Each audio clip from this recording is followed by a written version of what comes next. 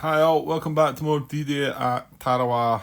This is part 35 and about to start turn 19. So, about to start. A couple of quick things to talk about. Martin's got a mistake for me. When you end close combat by withdrawal, the units aren't disrupted. It's funny when I've done it as well. I felt like I had a bit of hesitation, and then I didn't. All I needed to do was go and look at the rulebook, and the only withdrawal actually, when he put the comment up, I thought, well, I thought I must have just been talking about them being disrupted, because I couldn't recall actually doing any withdrawals, because my reply was going to be, well, that's all right, because I'm too stubborn to withdraw anyway. I just keep fighting on. But no, we did. It was this guy here, actually. He withdrew. We disrupted him. Fortunately, I disrupted the Japanese unit as well, but fortunately, it was in this blue position, and it was one of the things where I think I griped on again about the fact that blue was on the fire card, so at the end of the phase, I just undisrupted it anyway. So, maybe one of the rules I think is just a bit too much. Not that there's not a load of other things you could pick up in this game that's probably too much, but anyway, you know what? That's the rules.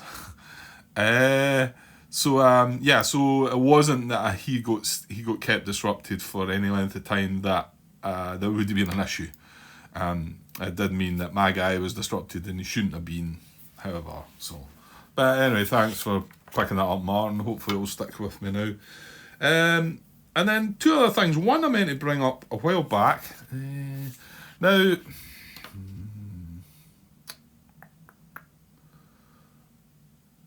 it was also a similar thing. It was a close combat by a tank.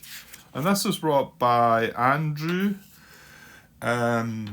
who's, I've only seen a couple of comments from him recently, and I don't think, unless he might have commented on things in the past, but he's made two comments. I can't remember where exactly this was. I did say I was going to look at it in the rulebook to see. What it was the tank came in close combat with me. Must have been the assault action. No, it's not assault for them. What is it? Overrun, is it? It was the overrun action. And then we fought the close combat, and he must have won, or how does that end then?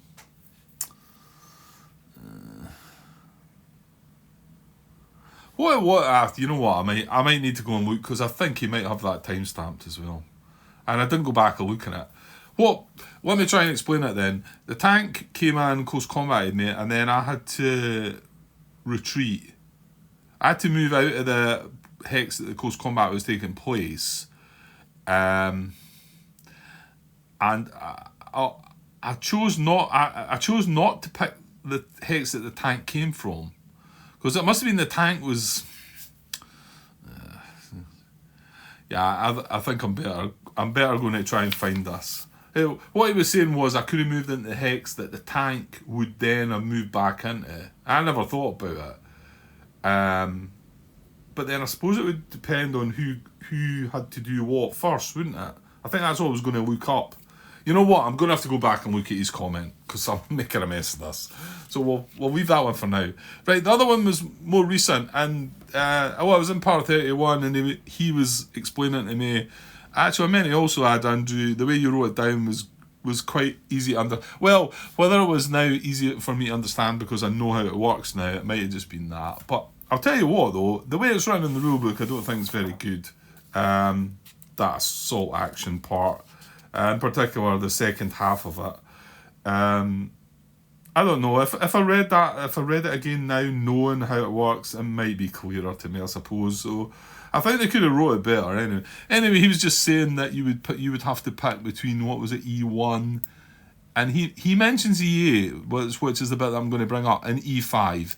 And of course, the way I do it, I don't understand what I'm doing. I still don't understand what I'm doing, and I'm looking at E1 and E5, and then I chose E1 because of the fact it was going to be in blue, and if he ended up there, he wasn't going to undisrupt, and but I still didn't understand about this nearest two part, you know, and so, but interestingly enough, and I replied to him. Now, Martin's not come back and said anything about this because I haven't. Did I not mention it in my reply in the comment to him? Because this was a question on BGG, wasn't it? Maybe I didn't add that to the comment. I just maybe left it in the video footage.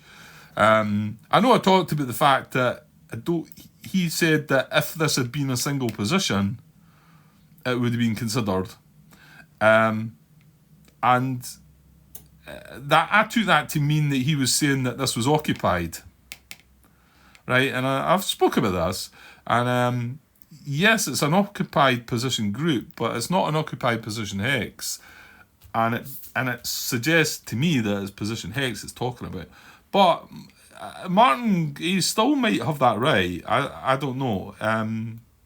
That might still be considered occupied for that purpose of that action. However, Andrew's reply did speak about E8 as well. So he actually said, when he was saying to me before he actually seen the combat, and then he realised I'd made a good decision. But then I wasn't considering this position because I had, I didn't have it sussed by then. Because remember that's a close combat that we wiped the guy out and we stayed in the hex, all sweet. And so but he said you didn't even need to move into close combat. You could have just moved them to there, then he wouldn't have been in close combat, and he was still because it was based on this guy, wasn't it? It was based on him being the closest, and that was going to be 3 away, and that would have been 3 away. That would have been empty. That would be occupied. Comes down to my choice because they're both the same amount. They were both the same distance from the original starting point, which the Japanese unit was in there. And then so it comes down to my choice. Of course, that's not why I chose that, because if I'd known that, I dare say I would have chose that. That one is, however, is the one Martin thinks it doesn't seem right, that one. However, there's, some things don't seem right in these games, but I'll tell you what, I need to find out what your view is, Martin, on that being, is that not, would that not be classed as an unoccupied hex for the purposes of that assault action? Yes, I'm asking that there again, if I haven't already made that clear. But certainly Andrew felt that was a legitimate hex to put it in anyway. So we'll see. And if it does come up again, then maybe I'll need to make sure that that we are getting that right way of thinking. Anyway, thanks for your comments, Andrew. And I'll come back to the tank one once I go back and look at your comment. Right, because I want to push on a little bit, see if I can squeeze in a little part here.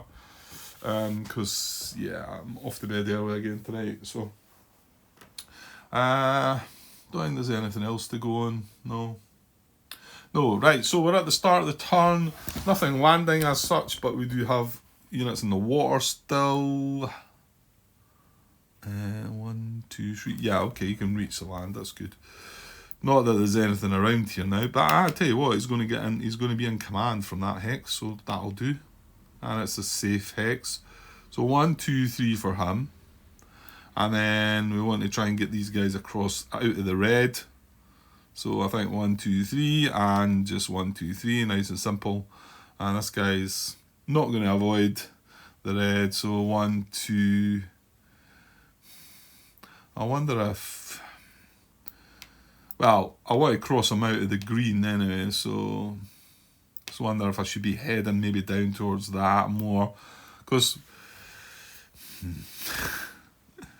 nobody's actually told me to just chuck the towel in and give up this game. I was waiting on somebody telling me, just look, scrap it up, Grant. We've seen your play of it, and it's all very well, but just please just stop, because you're wasting your time. Okay, yeah, because I've got to decide what am I doing with this force. Are we going that way? Or are we going that way? I don't know. I've no idea really. I still, although I've looked at what my goals are, um, I need 3 island zones, sorry. F, and one of them's got to be A or F, isn't it?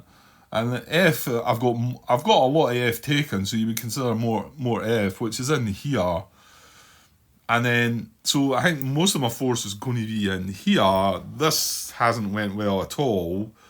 So I kind of thinking I should go that way, and then these should come that way, and we should maybe just try and take some of that. I mean, I very much doubt all of that's going to be enough to like have a success. I'm pretty sure you do need to get yourself along here, but I don't know. The other thing I mentioned about these guys coming in on turn 28, and they come in there, and I just that's as if you want to kind of leave something for them to do over there when they come in, because they're not going to get much time to do an awful lot, and they're certainly not going to get far. They're going to like land. I mean, even if they go, on. Well, I suppose they land turn 28, 1, 2, 3, and they can move, and then 1, 2, 3, and then 1, 2, 3, and that's as far along as they're going to be able to get, and that's if everything goes smoothly. So, I'm not really sure. That's turn 28, isn't it? I have got them in the right box, haven't I? Yeah, 28. So, yeah. So, you kind of feel like you want to leave something for them to do over here. I don't know. So maybe I should not bother about these A's up here, possibly, and like allow them to maybe come in and deal with that. That is an F position, so I want to try and get all the Fs, and maybe just leave that stuff up there, I suppose. Is this an F as well? No, that's an A. He's just appeared there as well. Yeah, and I moved up there, and that brought that on, but... yeah, and this felt kind of stupid as well, moving both of them. Should I just have moved the tank, I was wondering? Should I not have just moved the tank into the intense brown, and then, if he avoided the hit, then he could barrage the position. If he took the hit, maybe he could still attempt to barrage the position before we then move the other units in. But all that's taking time as well, isn't it? Yeah. But this force here is not. It's even getting through some of these units here. It feels impossible. It really does. And I can certainly pick up on something that I didn't put enough thought into was support units. The support engineers. I didn't consider them at all at the beginning of the game, and I think. Possibly something that should be highlighted in some kind of maybe tips or hints or something, that come the time, come the extended game, they are very important. Because I want to say there's maybe... Well, we've got 3 on the board now, aren't we? So... I want to say there's maybe 5 or 6 of them, isn't there? So I've got 1, 2, 3. Yeah, I've got 3 that are eliminated, and we've got 3. So there's 6. But okay, the likelihood of them all surviving is, that's for the ones that like do well, if I can. But you could probably protect them and take a bit more care of them, And can imagine getting 6 support markers every turn. You'd be able to start garrisoning some stuff, because I can't even really move some of this. It's weak, but I can't even move it because it's exposing stuff that's just going to get filled in again, and then of course we got this as well, didn't we? Which is just not helping, is it? Right, anyway, Grant. So 1, 2, 3. I can get into there next turn. That's fine. I'll be in command, and yeah, well, yeah. I don't even know what it is I'm going to start doing. Right, let's move on. Let's get an event card. So event for turn 19. First event, turn 19. Take a naval fire marker. Yes, sir. I will indeed. Now that's pretty good. That gives you, what is it? It's a strength of 9, isn't it? Yeah. There it is. 9, and the range is unlimited. Now, you can chuck these in whenever you want. It don't cost an action. I've seen a couple of questions as I was browsing things about that, but weren't quite sure how you use them and whatever. Yeah, I mean, I did wonder as well at first, because here's the thing here, and I think you can do this, right? Let's say that I decide to attack this and support with some range thing or whatever, and then we flip it over and we realise that we've, then I think I can then, once I've then revealed that, is then I can use that onto that. Although I don't feel 100% sure about that. I know when it's exposed, but when it's exposed, you know what it is, so you know if you're going to use it or not. But I think it's kind of like that. It's like an extra sort of wild card. It's like having a support marker that's got this on it. You can use it when you want. Pretty sure that's how it works. Now, is there not a barrage option with it as well? Or am I just making that up? Barrage. Obviously, it satisfies the NA weapon requirement. Naval fire markers you receive naval fire markers as a result of event card draws. You may expend a naval fire marker to add naval fire to a US attack, or to conduct a separate naval artillery barrage. There you go. So it's got the rules here. So for the attacks, you may expend a naval fire marker to include naval fire in any US attack if a unit participating in the attack has a radio or is in command of an HQ, thus having access to the HQ's radio. If this requirement is met, naval fire contributes to your attack in 2 ways. The strength of naval fire marker 9 is added to your attack strength. The weapon requirements for naval fire, artillery and demolitions are met. Sorry, I should have probably went over that, shouldn't I? Getting glary bits. Well, I've just read it out anyway. It says the weapon requirements for naval fire, artillery and demolitions are met. Yeah, so it gives you naval fire, artillery and demolitions. Yeah, NA, AR and DE. So I'm just trying to see. Yeah, it doesn't quite make it clear there about when you can use it. I think this is why there's people a little unsure. I'm going to go back and look at that myself, because I'm not feeling 100% sure. I'm sort of 99% sure that you can do it the way I just said. Because you want to see what the unit is first. I'm pretty sure you can, but we'll double check it. We will double check it before it happens. And then there's naval fire barrage. You may expend a naval fire marker to conduct a naval artillery barrage against any Japanese coastal position, revealed or unrevealed, or any revealed inland position on the map, as long as at least one undisrupted US infantry unit with a radio or in command of an HQ is in the target's field of fire. If these requirements are met, Japanese occupied hex's barrage, place a disrupted marker on the unit in the hex. If a depth marker is in the hex, remove it from play. Oh, yeah, so that is quite nice. So it's an automatic success with the barrage. As you can see, there's no card drawn out like that. It just says the hex is barrage, place a disrupted marker on the unit in the hex. If a depth marker is in the hex, remove it from play.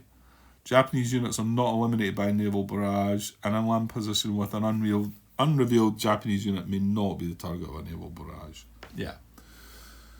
So any coastal position, or it needs to be revealed if it's inland. But it wipes out the depth marker, which is quite decent as well. Naval artillery barrage is considered a free action and may be performed at any time during the US action phase. Okay? So it's making it clear how that works. However, a single Japanese occupied hex may not be subject to a naval barrage and an attack in the same US action phase. Well, that's similar to any tank barrage. You got a tank barrage, you can't then attack it, whereas you can close combat it. So I would imagine the same. You'd be able to naval barrage and CC it. It doesn't say you can't there, so. And then finally, you may use a naval fire marker on the turn you receive it, or you may save it to use it in a subsequent turn. Once you use the marker to conduct naval fire, discard the marker. Right, so it's clear that you can do the barrage thing at any time you want. It's a free action. Just want to double check that we, when we're making the attack, I say I'm going to attack here, right? Do I have to use this now before we reveal it or not? I don't think we do. Because if you're attacking with this hero, let's just say he's adjacent, right? And we're attacking with the hero, we don't need to state what weapon we're doing. We want to wait and see what it is first, because we might not want the weapon, we might want the +1 strength. So I am pretty sure it's the same as that. I don't think I might not even find the answer to that, because sounds like but there was some question about it I came across when I was looking, and it might have been something to do with that. Anyway, good event. Okay, that's good. Good events are always good. Right, well, I've been yakking on a bit, so maybe just the Japanese fire phase, and that might, it depends how quick it goes, I suppose. I don't have loads of time, and I've spent half an hour, well, no, quite half an hour, but too much time yakking, so. Right, let's get Japanese fire. I have no idea what we want. It's, whatever. Right, no artillery again. Oops, it's a bit glary. So, yellow are.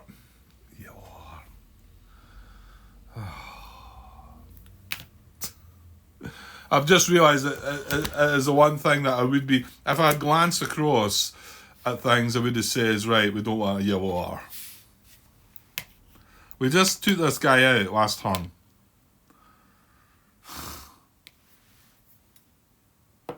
And I remember talking about the fact that I couldn't cut off communication anyway, there's nothing I could do, but I was able to wipe that guy out and his depth marker, and now something else is just going to appear in there. And fire at us with a circle. This guy that's just landed is going to get hit. That's just horrible. It's just a horrible game.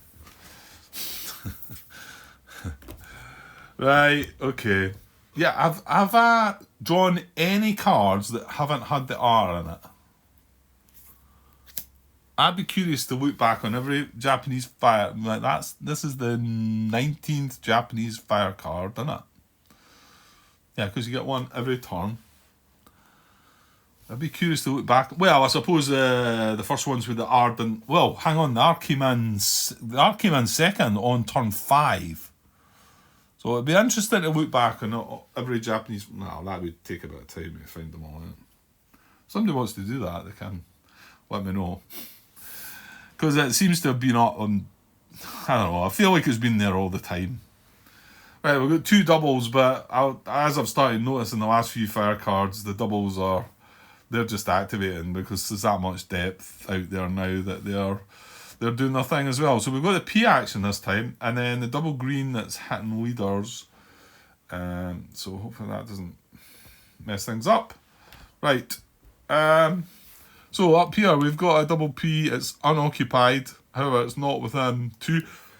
This is only a single green. This is brown, not on the card. Ta-da! Yeah, I forgot that's another one we didn't want, but So, it's not much of a force. Well, you know what, Grant? You've got an able fire marker. We might want to know the answer to that question right now. Well, in the US action phase, because they two guys might be attacking. Yeah, we will see. We will see. So coming down in here, this is red, not in the card, which is probably quite good because I think something in there is an intense, isn't it? Yeah, this guy, he's an intense red. Yeah, we need to try and do something about that. But with what? Yeah, with what? I think I considered, but again, these are all actions as well, and right. Just get on. Right, so nothing there. Red. There's no eye action, so we don't need to look at sort of out of communication bits. Red, not on the card. Yellow on the card. Does it have US units in its field of fire? It does. It's going to hit this guy. That's a circle, so that guy is taking a hit, isn't he? So they would. It's inland. Inland with units in the field of fire. It's going to resupply and fire. It's already got depth. It's going to fire. It's going to hit this guy. Not such an important unit, I suppose. It's holding that purple position, but now it's only holding it with one step rather than two, and it's disrupted because that was unrevealed. Moving down, brown not on the card. Right, double green in there, just normal fire hitting leaders though, so nothing in green. Yeah, another thing, And when we made that, it looked stupid because it didn't work. If it worked, it'd been an excellent move, wouldn't it? When we went in and CC'd that guy with our six strength range unit, wasn't it? And I kept trying to talk myself out of it and say, look, just take your chances, just accept that this is the best hex, just move into there. And what happened? Green didn't come up on the card, did it? I'm pretty sure it didn't. I'm pretty sure green wasn't on that last card. The last Japanese fire phase. I want to say it was brown because their guys got hit, and it was red, and it wasn't yellow. Don't think it was green. So the guy would have sat there. He would have survived, and now this turn he would have. Well, no, in the next. Well, actually, hang on. Yeah, and then he would have moved out in the next US action phase and been safe. Oh, well, we chose not to do that. We took a chance, and it didn't work. That one didn't work. Right, coming along. So done that green. Blue's not in the card. Oops. Purple, that's just a single. That's good. So we've actually had a couple of singles up to now. Green, that's a single as well. Needs to be a double. Brown's not in the card. Red's not in the card. Blue's not in the card. Brown's not in the card. Okay, we're missing an awful lot here. Right, you're not missing any empties, are you? No, empty purples or green. Yeah, we looked at that empty purple there. It's not within two. No empty greens I'm seeing. Right, let's move along. Probably put the card up there. Well, that's a yellow there that I'm just about to cover up. That is unoccupied but not within two. It's just to remind you the colours and the actions that we've got here. Purple, unoccupied, but it's not within two, it's 3 away, so this is only a single green, not doing anything. Red's not in the card, blue's not in the card. Yellow, hello. Yeah, well, we looked down at this already, didn't we? We knew this was coming. So, well, that is next in line, actually, yeah. And it's it's the first letter on the card, as the first colour on the card as well. So it would be before that last action, that last fire phase. We almost missed that bit where we had to change things up a bit, or it would have been, it was a big difference that. Anyway, so we've got a empty coastal position, R, that, that is zone D, E and F only. Right, so it's going to reinforce and fire. Place reserve unit and a depth marker in position and fire. Yes, why not? And it can only go one of these two, and it picks the lower one, and of course it picks the lower one, and that's the better one because that's definitely doubling the strength. Right, I need to randomise these. Oh, I never seen that. It flipped over very quickly. Well, I suppose I'm going to roll a dice anyway. I never seen it. I was just trying to move them about a little bit. I'd shuffled them earlier because we put something else back in recently, didn't we? Right, I'm going to roll a d6, left to right. Roll the 3. I don't think that was the one I think it was that one there, wasn't it? I never seen it anyway, so that's the guy that's coming in. Right, we need a depth marker from. He's coming into D3. It is still coastal. Right, I have just flipped that over. I seen a... Alright, sorry, phone call. Right, yeah, I flipped one of the depth markers, and to me it looked like I seen a 1. I didn't see the weapon requirement. You'll notice them, I've got the different colour shading as well. I went away at my phone there, and I don't know which one it was, honestly. The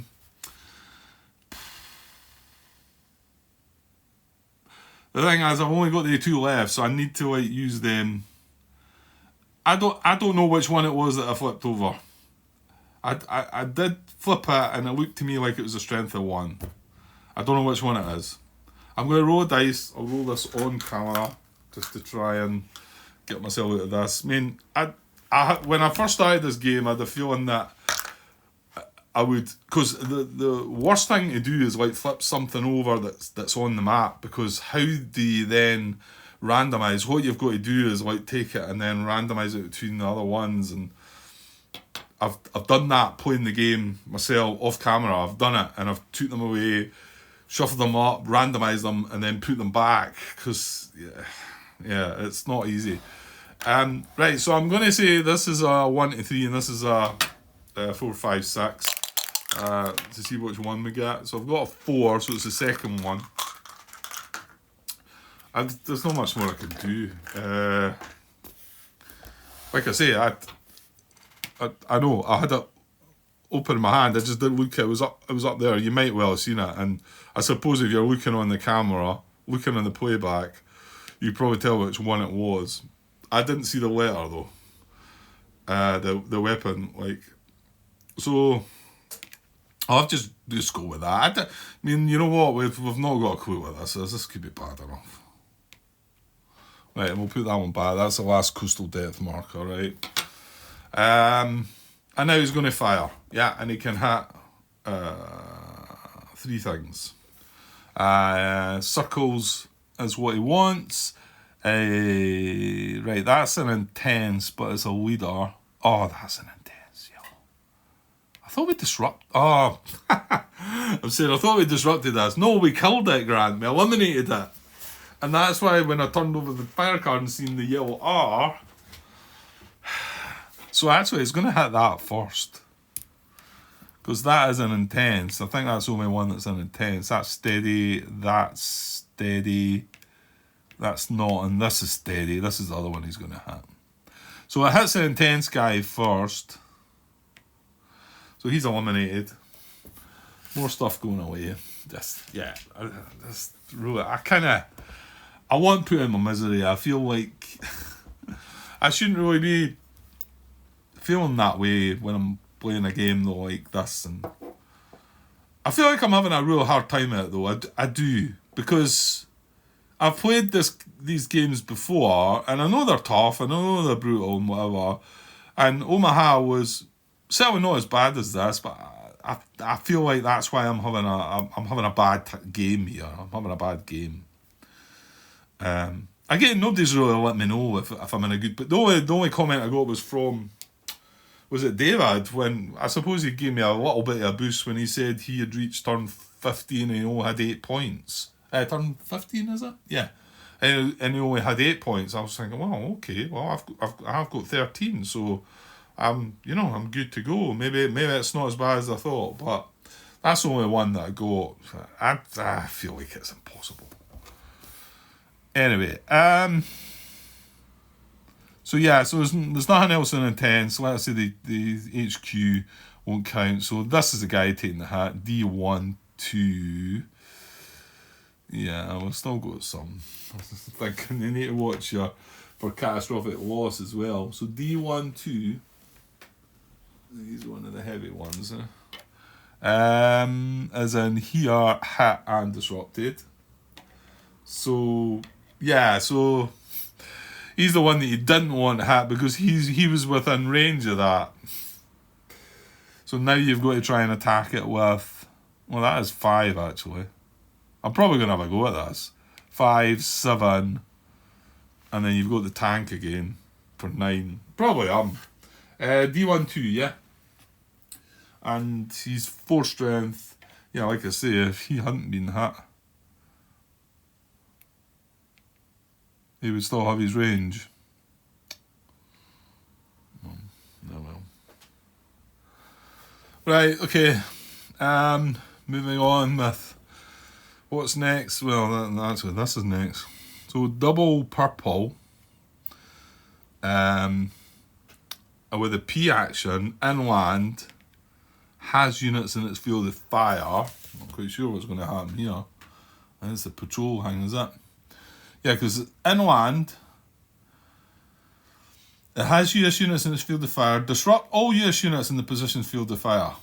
It doesn't fire, it just disrupts everything that's in its field of fire.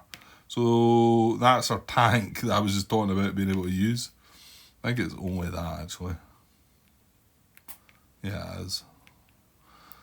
There's me messing about with my counters again, Stuart. It says, stop messing about with your counters. I said, never. Right, so he's disrupted. I've got to keep things all neat and tidy. Yeah, I can't watch. Well, I can watch it. Like I say, one of the very first war game videos I maybe watched was Kirk's playthrough of this, and the counters are all like squint, and I'm like, no, I can't cope with that. Fix it, straighten them up. That's painful to watch. Right, so if we're going to get the use of that tank, we're going to have to undisrupt that. And of course, another thing I've just realised, I'm now down another support marker. Oh man, it's impossible. It's impossible. Right. Brown, this is purple, not within 2, it's empty right enough. The yellow within 2, it's not within 2, fortunately. There'll be another one. Blue's not on the card. None of that's green empty. That is red, not on the card. Brown, not on the card. Hold on. I forgot about the guys in the water. Well, that yellow fires over this side. Because he only hit 2 things, didn't he? He took that guy out and he hit that. He could have hit one more, but doesn't cross over into there. Blue, yeah, these guys are safe, and he's in red and blue, and red was not on the card. Right, that's fine. Brown's not on the card. Right, so everything else is not going to be within 2. That's a single blue. That's a single purple, not happening.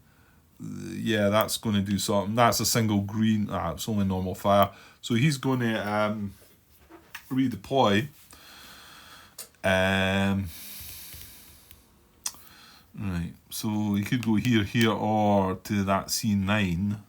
I need to find out which his closest is.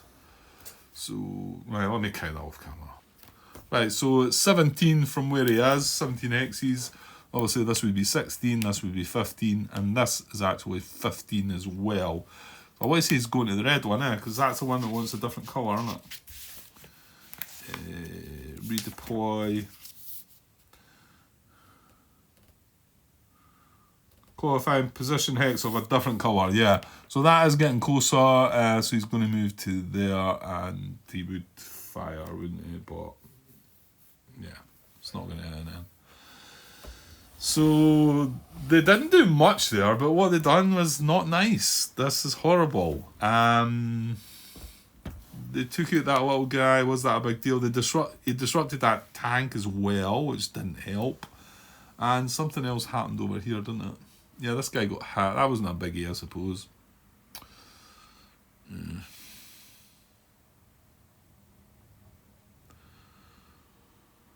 No, I don't suppose that they done that much. So, right, no artillery fire, and there's nothing disrupted, so we don't need to look there.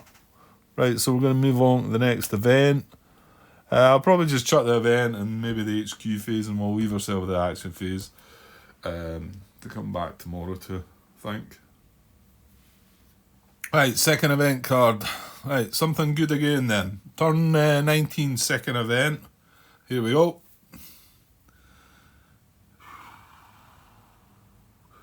Oh, that's a whole lot of nothing. 2 to 30. Japanese tank unit conducts the fire or advance action. Well, they've no tanks left, have they? We wiped them out. Oh, assuming it just doesn't do nothing. Japanese tank unit. Of the colour indicated with the event, conducts the default action. Default tank action, fire or advance. Let the tank unit with the colour matching the event colour. If the unit is not in play, no event.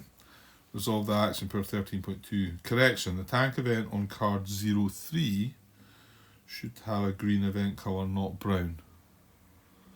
Okay, this is card 02, so... Right, well, there's no tank, so... Yeah, nothing doing there. Right, US Engineering HQ phase, well...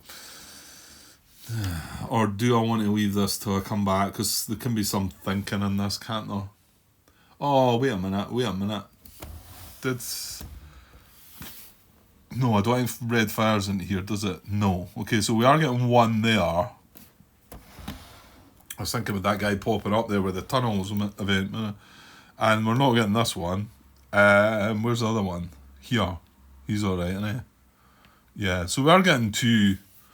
Yeah, I think I probably will just leave it here in this phase. Because I might want to undisrupt this to have a go at this. But I'm going to have to work out the actions that I need. Because there's a temptation to have a go at this. We've got that naval gunfire marker, which could be used there. Well, in actual fact, it could be used here as well in the attacks. Hang on, you need to have a radio or be in command. Are we going up to 3? Yes, we are. Yeah, that's good, because 1, 2, 3, he'll have a radio. Well, no, it's probably an infantry unit that needs a radio. There needs to be somebody with a radio, doesn't it? I think that's going to work, though, so... however, over the other side, actually I might not be able to use that then. Because I don't think anybody's got a radio. Well, unless I can use the hero as the radio. I don't know. Maybe. Right, yeah, I think there might be a bit of thinking about that. So I was only going to just finish that phase and stop there anyway. So I'm just make it a shortish part and leave it at that. I've been thinking about, well, twofold, thinking about the next game I might be going to play. Hal had asked me, I think, about what game I might play next. And I wasn't really that sure. I mean, I've got to carry a battle over there. There's probably still some things I've not done yet. What was it? combat, I always wanted to go back and have a go at that because I quite enjoyed that at first when I played that. There's plenty of video footage out there on that, but that's not what it's all about for me anyway. It's about me having enjoyment playing the game. But too, I mentioned how again, what was it, Normandy at the beginning and the end with the solar system, what was it, Alone in the Storm? I've talked about that for a while, and when I almost had that out and ready to go, I changed my mind and brought out Conflict of Heroes again, which was good up till the point where I was a bit frustrated by the when I found out that some of the rules are sort of kind of left to your own sort of, you've got to decide them for yourself. I don't like enough a lot of that, and I think they could have made a better job of that. I really expected something a bit better come the end of that. It still is a really good game. I do really enjoy it. And the other one was that Give Us Victories, which is because I was talking about Civil War, and I'd like a Civil War. The game US Civil War, which is it's a GMT game. I can't remember the designer. Is it? No, I maybe not. I may be guessing. I was going to say that Mark Simonich, but I don't think it is him. Is it? Anyway, that looks a great game, but it's 2-player, isn't it? And there are a few sort of Civil War games out there that aren't a bit more simple, and I like things with a bit of complexity. So, but I do have that Give Us Victories is supposed to have a solitaire system in it, and I had it out, I set it up before and I went through it, and it looked interesting, but I'm not sure. Again, when I looked at the rules again, it talked about sometimes you've got to make decisions for yourself, and I thought, oh god, here we go again. So, I don't like that, but I suppose it depends how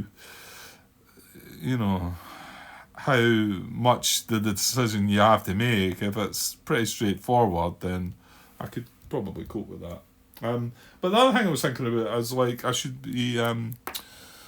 think I should get a game for my Christmas, so I was thinking about what to get. So one of the ones that I'd looked at, it's not cheap though, so I thought I'd throw it out here in case anybody's got it, can maybe let me know what it's like, is, what is it, Point Blank, V for Victory, is it?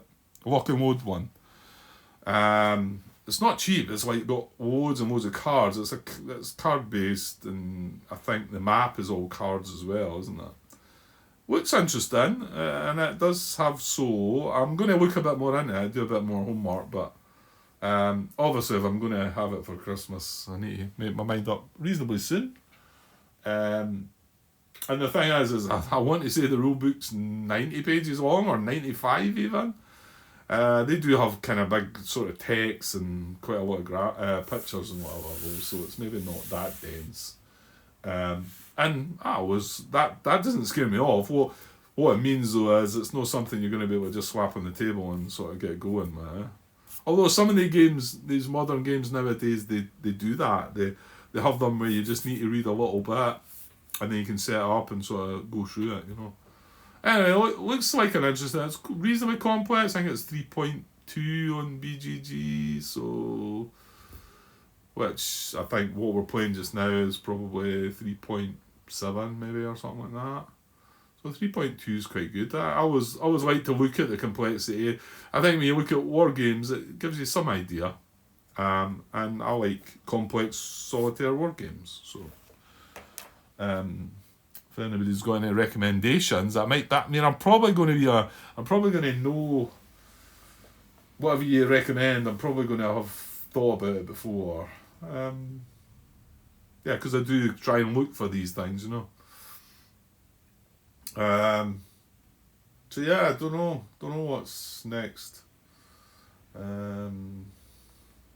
We shall see. I do want to put in my misery here, but I don't want to just give it up though. I just feel that would be a shame. So I'm sure we could probably rush our way through the turns a little bit. Because I could have put a whole turn together again here now, if I didn't just a wee bit short of time. But it would only have been an hour episode, and that would been a whole turn. And I think I could move on through the next 10 turns like that, you know. And then we would be done. And our fate would be realised at the end. We would be not winning, for sure. But I suppose I should try and track my score somewhat, so that next time I can come back and hopefully do a better job.